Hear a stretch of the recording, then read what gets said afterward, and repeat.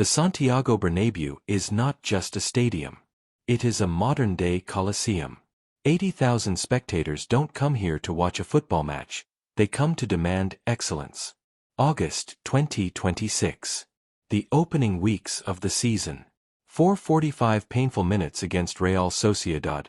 The atmosphere inside this legendary arena was downright toxic. Real Madrid wasn't just losing control, they were choking. The passes were sloppy, the defense was disorganized, and the home crowd was letting them hear it with a wall of deafening jeers and boos. Standing on the touchline, returning after 13 long years, was the ultimate football villain and tactical genius, José Mourinho. Out on the pitch, carrying the weight of a multi-million-dollar legacy, was Kylian Mbappé.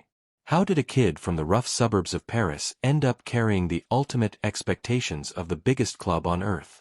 To understand this night of tension, tactical genius, and sheer perfection, we have to go back to where the dream was forged. Long before the global glory, the flashbulbs, and the massive contracts, Kylian Mbappé was just a small boy running through the streets of Bondy, a working-class suburb northeast of Paris. In a neighborhood where life could be tough, football was the ultimate escape. But while other kids played for fun, Kylian was consumed by an absolute obsession. His bedroom walls were covered edge to edge with posters of one man, Cristiano Ronaldo, draped in the pristine white jersey of Real Madrid. Every single night, young Mbappé fell asleep looking at those posters, making a silent promise to himself that one day, he would step into that exact same white shirt. On the concrete pitches of Bondy, he was an anomaly. He didn't just outrun other kids, he left them standing in place.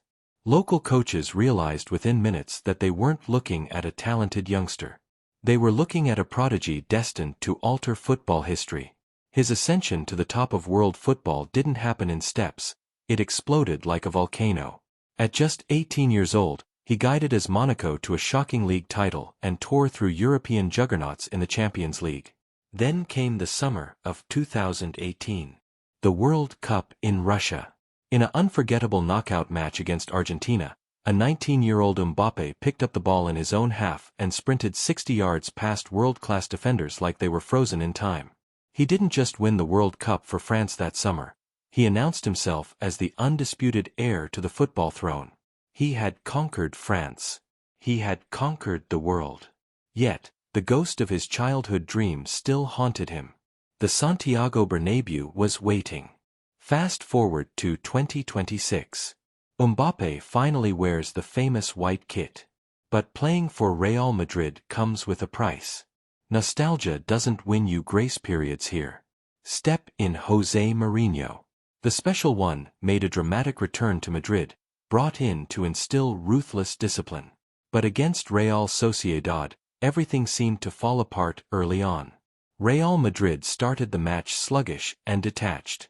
In the 44th minute, Real Sociedad struck first as Lucas Susic punished a defensive error, making it 1-1 before halftime.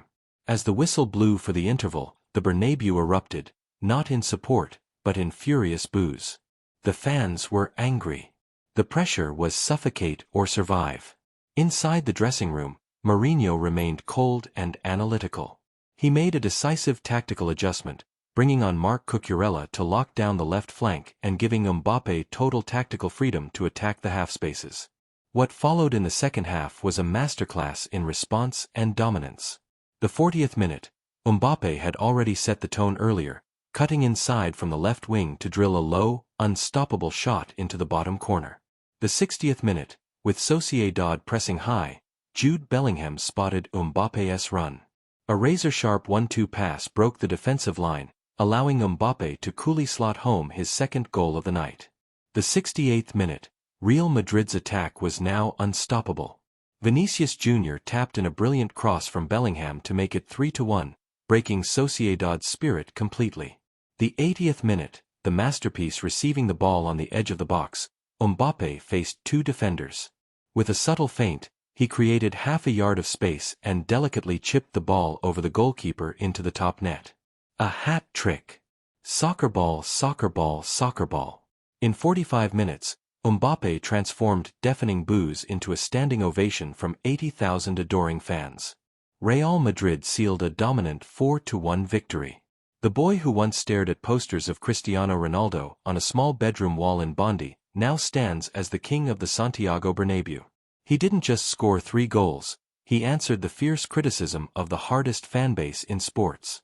Under the tactical guidance of José Mourinho and fueled by the electric synergy of Vinícius Jr. and Jude Bellingham, Real Madrid has sent a terrifying warning to the rest of Europe.